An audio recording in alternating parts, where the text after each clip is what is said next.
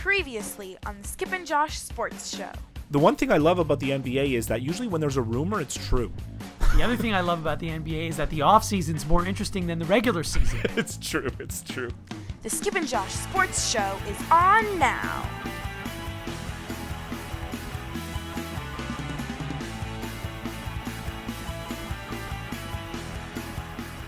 Skippy, What's up?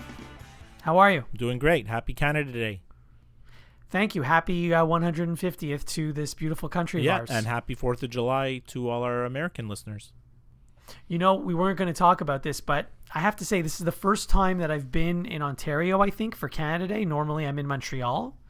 And actually that leads to setting the scene. I'm in Toronto. You're in Montreal. Normally I'm in Montreal for Canada Day, but I spent this weekend here in Toronto. And I have to say that there's a lot of patriotism, and everyone was like so gung-ho about this holiday. And I don't know if it was because it's the 150th and it's a bigger deal. I think it is. Yeah. Or just because usually I'm in Montreal and it's not as big a deal in the province of Quebec as it is in the rest of the country. I'm not sure what the reasoning is, but it just seemed like everyone was really gung-ho about it. I think it's both of those things. I mean, I think the Canada patriotism in Quebec is always a little bit less. And I really feel like I noticed it, like the Canada 150 was everywhere, right? So I think it really got people in the Canada Day spirit with the whole 150 thing. For me, Canada Day means the same thing for you. Free agent frenzy, right? Right. And I'm going to tell you, before we get into some of the signings that took place and some of the trades that took place over the weekend, this year was like, normally I'm very excited about free agent day, but this year I almost didn't care. It's because there was no one good on, right? There was very few big names. You know, when Kevin Shattenkirk and Alexander Radulov are the two big names, it's not so exciting, right? So that's part of it. There weren't any really like big names worth getting, and the ones that are there were, you know, they're old guys at this point. I mean, they're not old, but they're past their prime is what I'm trying to say. So if you're going to sign one of these guys, you know, you might get 2-3 good years out of them, if that. Right. No, I agree. I mean, I watched, and like every other free agent frenzy day, you know, they come on, the contracts only can start at 1:00, right? Noon. Okay, noon. So then, you know, but they're on the air from 8 or 9, right? And actually, they only went on 11 this year. They're smart because they knew they would have nothing to talk about, right? But they made a new rule a couple of years ago where you can start talking to free agents a couple of days before July 1st, and that's why in the first hour of the signing period, you saw all these players getting signed because they'd already had the conversations beforehand. Right, and you know what? This is the first year where the NHL free agent day reminded me a lot of the NBA, in that there was a lot of it's being reported, so-and-so said, like there was all kinds of inside information about contracts ahead of time, like you said, which hasn't happened before, right? So it's a little bit of a weird thing, right? Like they knew right away as soon as 1:00 hit, you know, that's it, right? And yeah, and they were like all the ones that they speculated about, they were bang on. So there's like no secrets at all. I don't know how anyone finds out this stuff in advance. I mean, someone's got to say something. Someone has to have a leaky faucet somewhere. It's the agents, right? I guess. I mean, they use the agents use the press to do the negotiations, right? They leak things on purpose, right? Oh, so and so. You think it's an accident that, you know, Bob McKenzie finds out what, you know, Dallas is offering so and so, or what Montreal is offering so and so. Like the agents sometimes want the information out there to pressure other teams to bid, so to speak. You must be right, because I don't know how they get all this info. Right. And it was the same thing with the expansion draft. They pretty much knew all the players that were going to be picked before they were announced. That was even worse. Everything was out in the open before. Yeah. Anyway, I was not looking forward to this free agent day because I was not hopeful for the Canadians to do anything that would improve the team. And we'll get into all the signings, but I'm going to tell you right now that as the Canadians roster stands at this minute, compared to how the roster was at the last day of the regular season last season, the Canadians are not better. Well, they're not. I don't think they're worse, but they're not better. They might be worse. Well, they're certainly not better. They might be worse. I mean, look, they move pieces around. Radulov's gone and Drouin's in, and Markov's not there, Alzner's in. There's it's pieces. They're just shuffling pieces around. I don't think and the one huge glaring weakness, which is a center, is hasn't been addressed. So I don't know. They're going to go into the season with basically this sort of the same kind of team. Yeah, I don't have high expectations for the coming season. I realize there's a lot of time between now and October, and things can still happen. But I don't have high expectations for the team. Somehow they won their division. Well, that's what I was going to say. Year. They won the Atlantic Division, right? They had a good regular season. The team was a good team. So the problem with fans and me and you is that the lasting memory is that basically they couldn't score a goal against the Rangers, right? So they need to kind of erase that memory from us that by playing and scoring and the weaknesses of the team became so obvious and they just haven't been addressed, so it's kind of sucks. Now let's get into some of the specifics here. Sure. For example, if I could start with Alexander Radulov, who supposedly was asking the Canadians for, I think it was either 6 years and $7 million per year or 7 years and $6 million per year. I'm not sure. Yeah. Either way, he didn't get that. He got less. He still got 5 years, $6 million per, which is a pretty good contract. 6.25 per year, right? Yeah. Which I think is overpaying for Radulov. But the thing is, if you want a specific guy, then you're going to have to overpay to get him. Now, it was interesting that Bergevin this year in his press conference was pretty specific about saying, well, look, we offered Radulov and Markov certain deals, and the only way we can get both of them is if they accept what we offered. And if they don't accept what we offered, then they're not going to be Montreal Canadiens. Right. And I was surprised that he was taking such a hard stance, especially publicly. You want to do that behind closed doors, that's fine. Yeah. I don't care. It doesn't make a difference to me. But if I'm hearing this, if I'm Radulov or Markov and I'm hearing this through the media, then I'm not going to want to sign with the Canadians again. It might be for the fans, whatever. though. He might have said that for the fans' benefit, so to get all the uneducated fans who are ready to jump off a bridge, to kind of say, hey, look, this is what's happening. This is the real world. This is how it goes, And we don't have unlimited budget. There's a salary cap, and we have to work within it.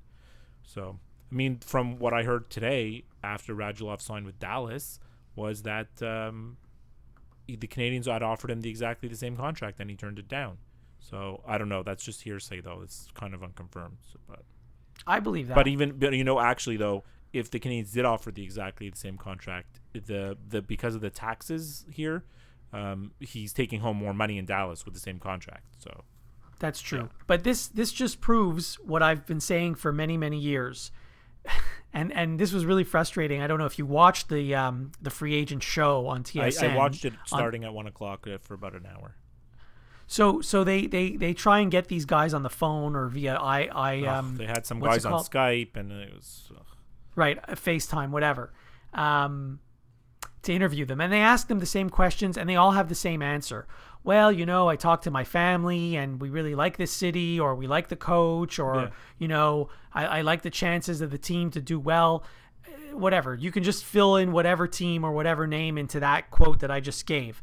But the fact of the matter is, 9 times out of 10, if not 10 times out of 10, the reason they pick the team is because that team offered them the most money. It's 100% right. It's 100 times out of 100. So don't give me all this other mumbo jumbo about, well, I like this city, or I like the coach, or I like the guys that I'm in the locker room and all that stuff. They always say they like the city. They always say they want to re-sign, and then they go where exactly. Then they re-signed or they sign whoever gives them the most money. You don't hear about guys taking less money to stay in a Pacific city. It doesn't happen. And then just to prove the point is, Carey Price's contract, which I know we're going to talk about in a second, but a lot of people were speculating. Well, let's talk about it now. Yeah, a lot of people were speculating. Look, everybody knew he was going to get signed. It was clear that he was going to get signed to a long-term contract. His agent said it. He said it. Bergevin said it. It wasn't one of these acrimonious, tense contract negotiations. It seemed very friendly, and both sides were open to the fact that, yeah, we're going to get something done. It's just a matter of figuring it out, right? So it's no surprise that he was signed to a contract. But a lot of fans and media were speculating that, like, oh, you know what? Maybe Carey Price will take a little bit of a hometown discount. Maybe he'll lower his salary demands a little bit so that the Canadians can fit other contracts into their salary structure. Bam. I don't think so. That's not what happened at all. He's the highest paid goalie in the history of the league, I think. And he's one of the highest paid players in the league right now. So, he got every penny that he could have gotten. Basically, his agent wouldn't let him, and the Players Association wouldn't let him take a hometown discount. Right. Well, I mean, I don't know if I wouldn't let him, because I know Crosby at some point renegotiated his contract so that other guys could sign, and it does happen from time to time. But I mean, God, they're still making so much money. It's crazy, right? Let's talk about this Carey Price contract. So the Canadians didn't really have anything great to announce other than the Carl Alzner signing. Well, I mean, a lot of people are not happy about the Alzner signing because it's 5 years, and $4.5 million is not very much in this day and age, and he's a good defenseman, and it's 5 years. The contract is kind of whatever, right? Right. So they trumpet this Carey Price signing like it's the greatest thing since sliced bread, but the truth is, it doesn't mean anything. Like, he's been on the team for the last 8 years or more, yeah. and so he's going to be on the team 8 more for the years, next. Yeah. 8 more years. So it's just status quo. Like, the team didn't get any better. No, it's the same thing. It's just like the uncertainty is gone, right? People were nervous. Maybe he's going to leave, and then what's going to happen? Some people wanted him to leave. Some people wanted him to get traded, Like, I went for a haircut yesterday, and the contract was announced while I was getting a haircut, and I got an alert on my phone, and I was like, hey, Carey Price just got signed, and everyone in the barbershop was like, ooh, everyone started talking about it, and then the guy who was cutting my hair basically said, hey, I think they should have traded him because they could probably get a lot, and who needs to sign him for so much money? So, I mean, there's always difference of opinions.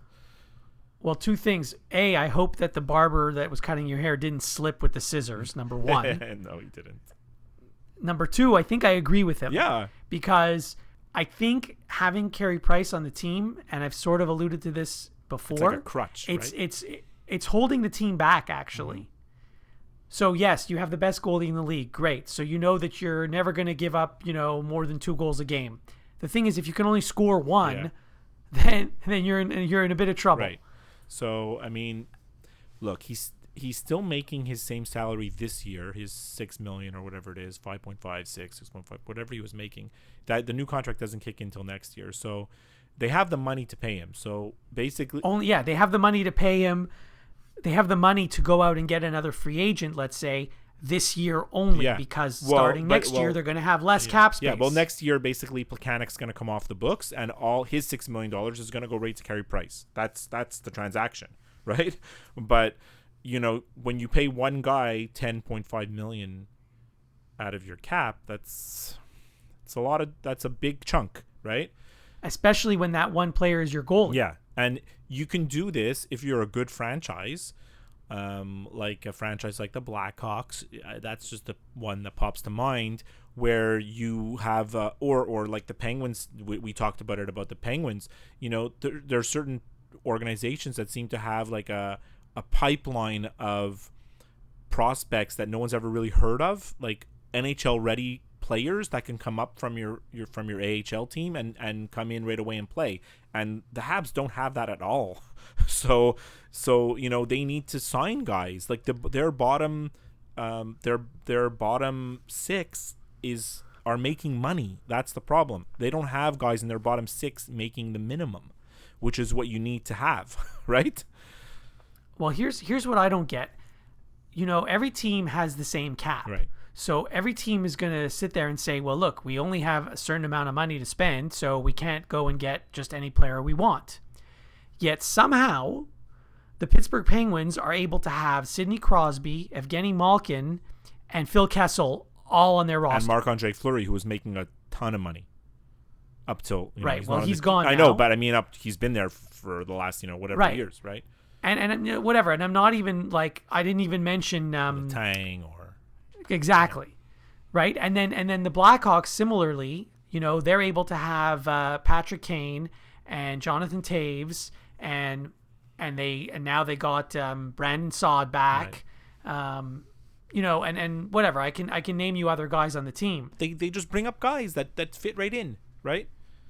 Yeah, but they also have Brent Seabrook and Duncan Keith who are making a lot of money. Yeah. I just named you 4 or 5 guys that are making a lot of money, and yet they're able to ice a good team. Yeah. So I mean, it is possible, right? So it's, in other words, yes, it is possible. No, that's what I'm saying. Why can't It's possible. Why can't the Canadians do that? It's possible, but you need to have really good cheap players to fill out the rest of your roster. And the Canadians don't have really good cheap players. They have nobody that's cheap, right? They're paying, Well, they're a team full of fourth liners. Well, I know, but the problem is you have Andrew Shaw making $5 million, Plekanec making $6 million. Like, these guys are going to play in your third line, whereas you need to have guys making $1 or $2 million on those lines. So look, everybody plays by the same cap, and they'll ice their $75 million team, and we'll see where it's at, right? The 2 signings that I was most surprised about, and so I don't know if surprised is the right word, but the Washington Capitals, I don't know if they are playing with a different salary cap. Well, they are the team that has the most salary cap trouble. They have to get under the cap more than anybody. Okay, well, they've got Alex Ovechkin already. Yeah. And then just in the last week, they signed TJ Oshie. Yeah. 8 years. 8 years. That's a long term. Yeah. Like, you don't see 8 years anymore. Carey Price, also 8 years. But anyway, TJ Oshie, 8 years, $46 million. Actually, I think that's a good deal, to be honest. Sure, it's fine. And then Evgeny Kuznetsov, also 8 years, $62 million. Right. But then... Like, where are they finding this money? Right now, they're still over the cap. And they traded Marcus Johansson for nothing, for draft picks, because that's what they have to do.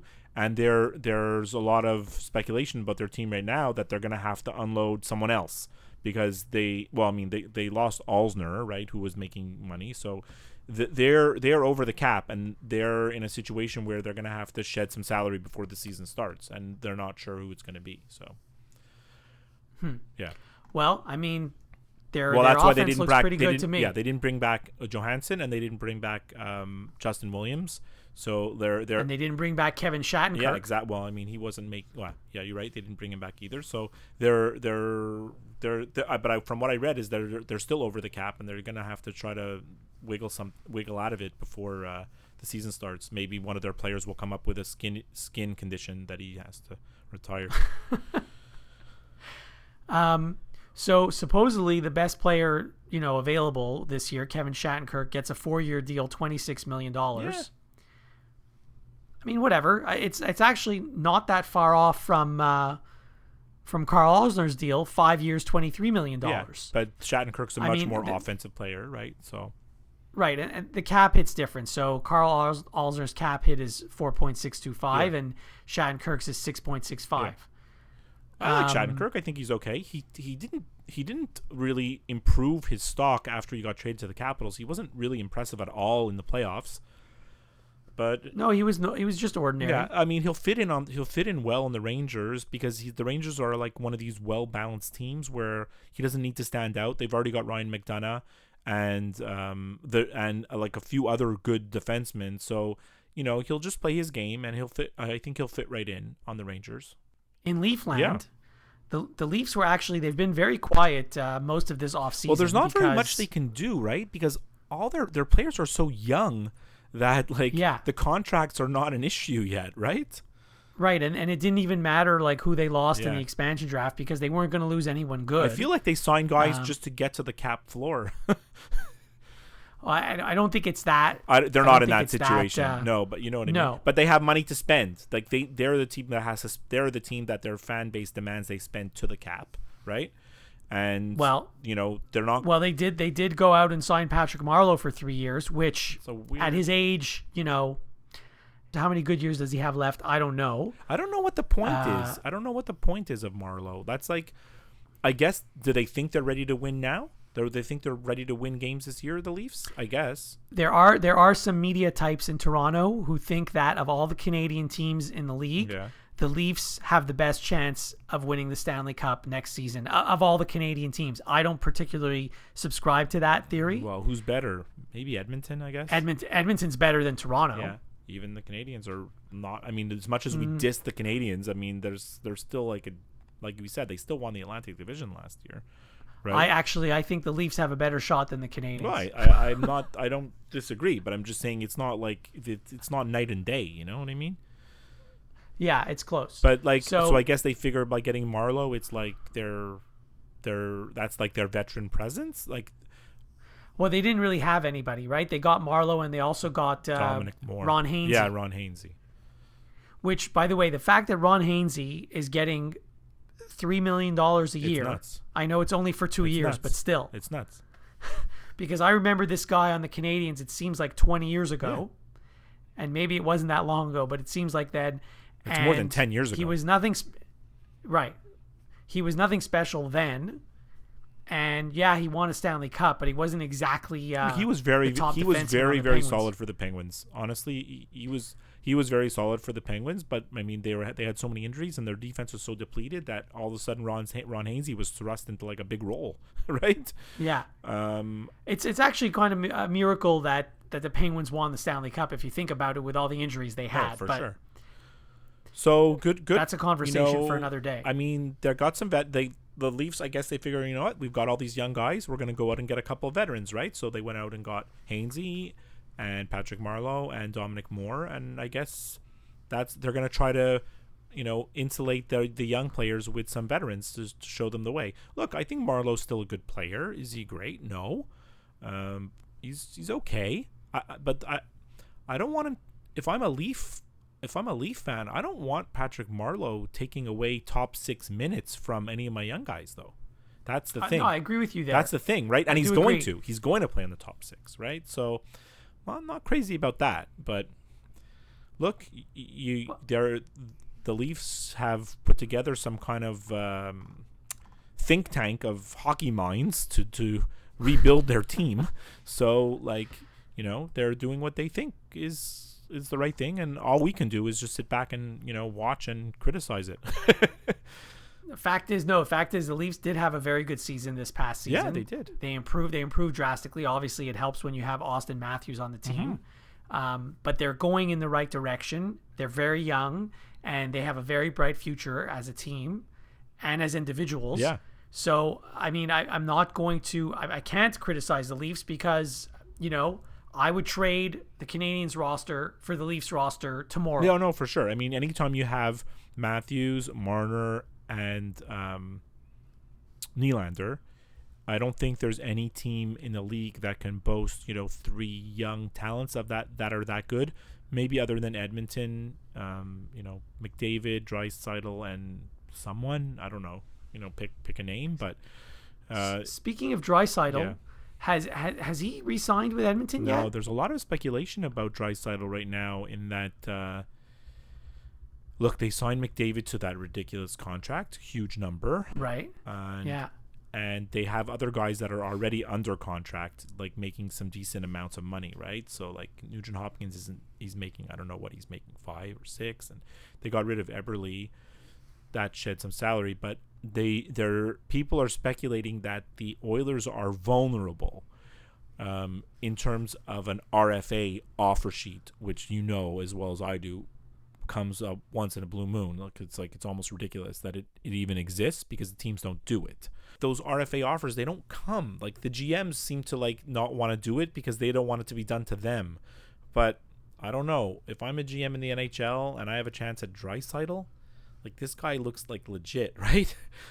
And the thing is, you're going to have to give him a crazy, stupid offer that Edmonton won't want to match. So because otherwise they're just going to match it. And if you do give one of those crazy, stupid offers, you end up having to give up 3 first-round draft picks or even maybe 4 first-round draft picks, depending on how high the number is, right?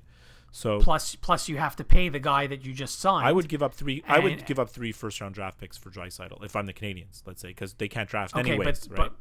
But the thing is, they'd have to give him probably $10 million a year, and they just gave Carey Price $10 million a year. Obviously they can't do that. So I mean, there's not going to be any money left. You're only going to have 17 guys on the roster. You're saying if he's offered a 5-year, $7 million deal, that Edmonton will match it.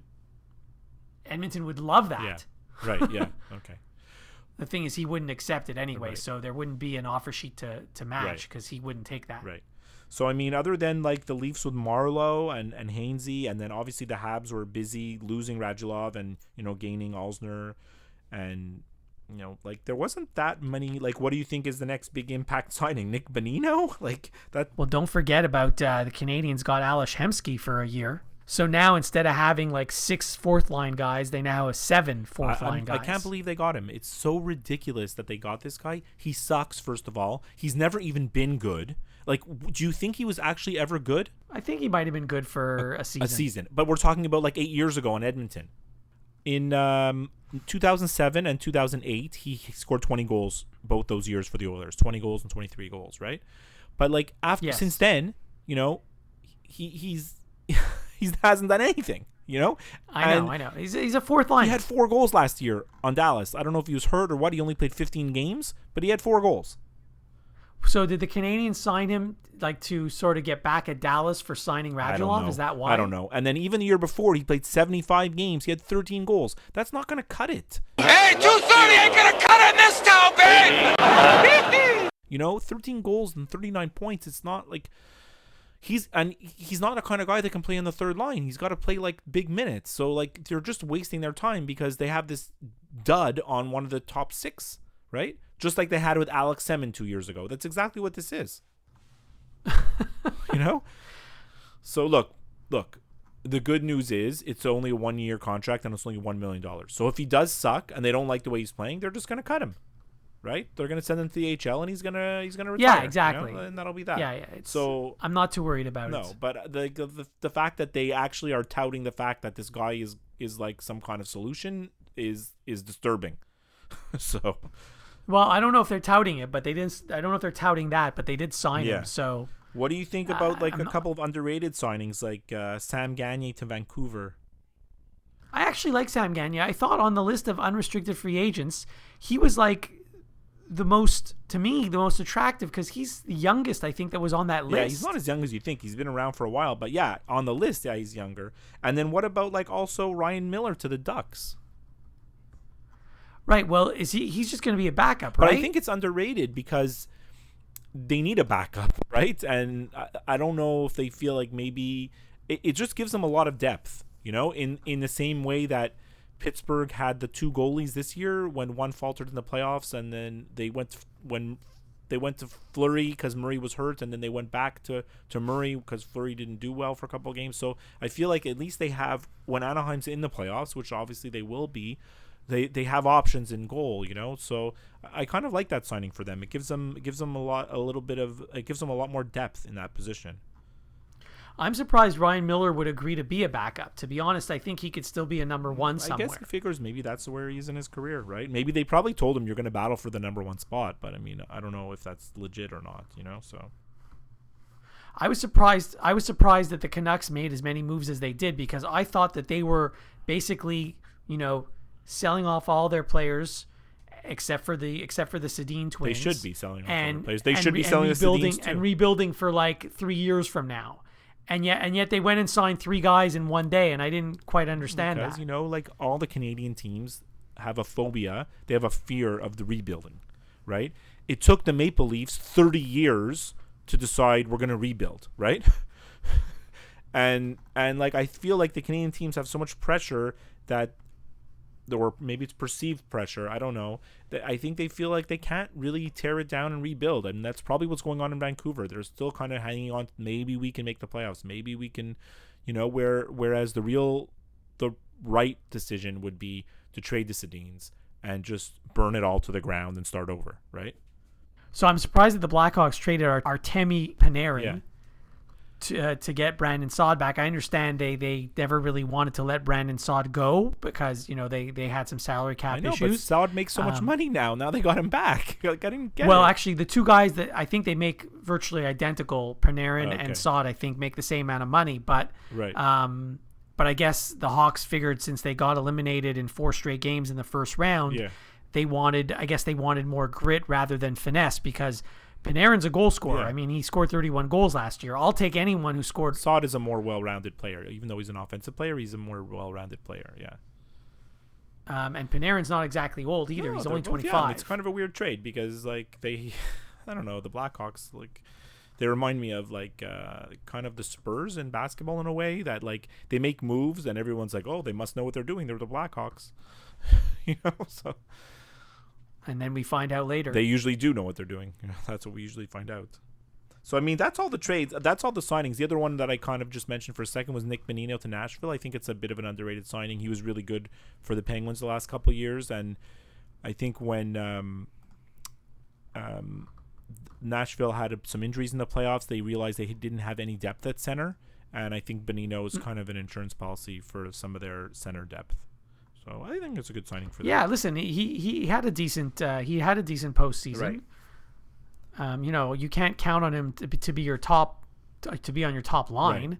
Right. Is there any other signings that you liked? Or I mean, I wrote down a list and we talked about all of them so far. No, that's pretty much all I had on my list. I'm just going through my list now. I think we talked about everyone that I had on my list that I wanted to talk about, other than Jacob De La Rose. Well, I mean, there's no reason to talk about him.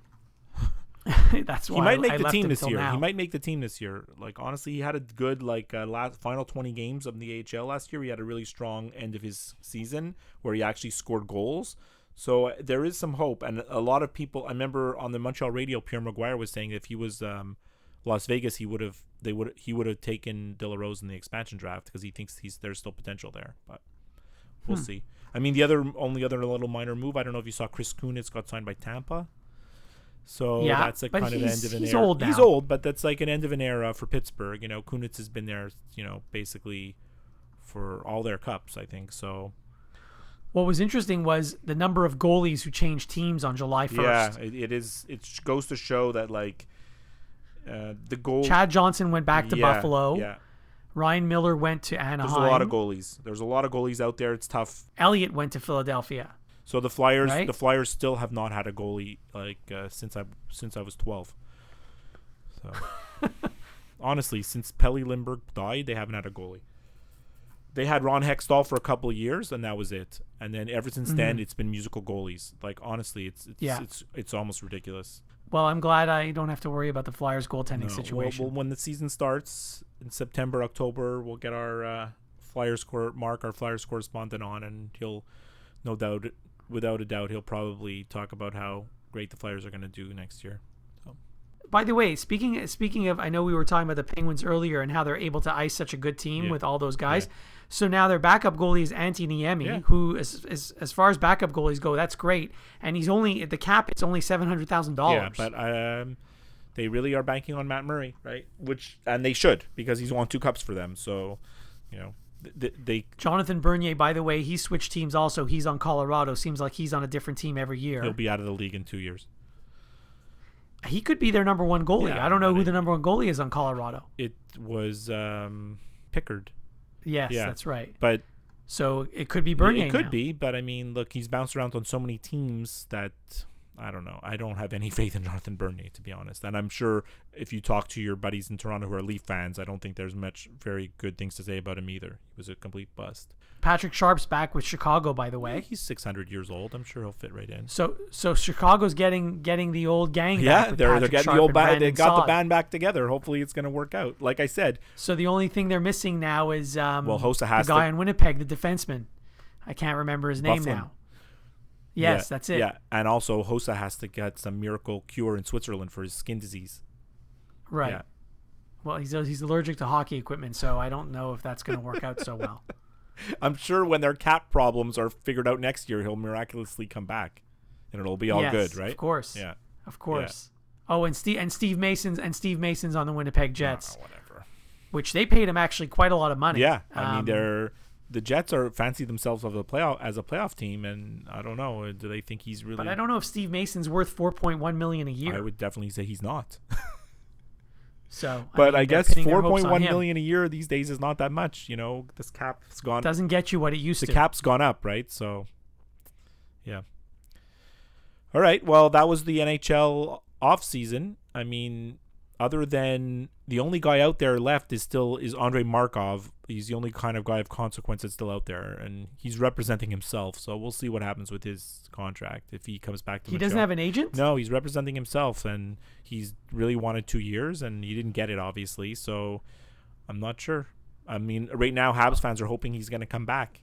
So representing yourself in a free agency situation without an agent. I don't think it's a good thing. Is like equivalent to buying a house without a realtor.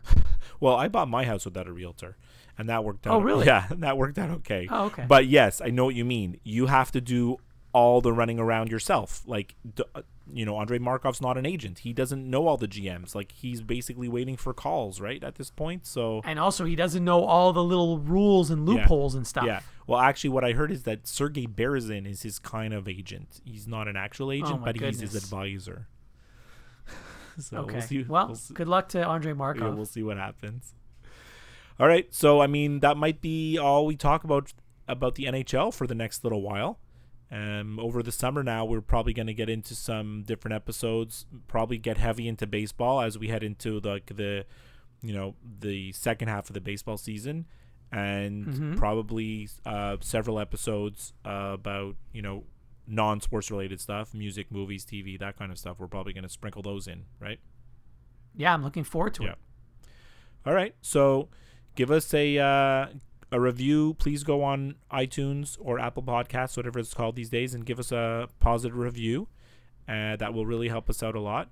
And remember to check out our Twitter feed. There's a poll on our Twitter feed. Oh yeah, so actually I wanted to mention the Twitter feeds. I put up 2 polls today. So the vast majority of Leaf fans liked the Marleau signing. 83% of Leaf fans that voted in our poll liked the Marleau signing, and 70% of Hab fans liked the Price signing. So I'm going to keep putting up those polls whenever kind of anything comes up that's interesting in the world of sports. All right, great talking to you. Speak to you next time. Yes, likewise. The Skip and Josh Sports Show is over now. Don't worry, there'll be another episode soon.